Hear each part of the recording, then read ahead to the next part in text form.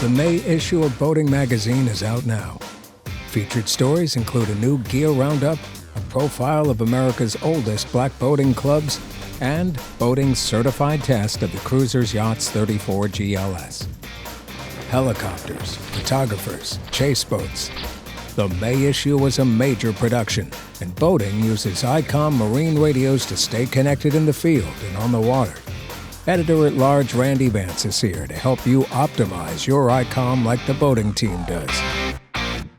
You know, if you're fishing offshore over a deep hole and you're anchored, or if you're spending the night on the anchor, having somebody to keep an eye on your position is ideal. But barring that, having anchor watch on board is even better. Now, many GPS systems have a form of anchor watch on board, but Icom has made that even easier by including it in their MC510 radio.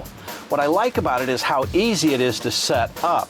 You just come down here, you hit anchor, now you can set your range, and you can decide how much leeway you want to give your anchor.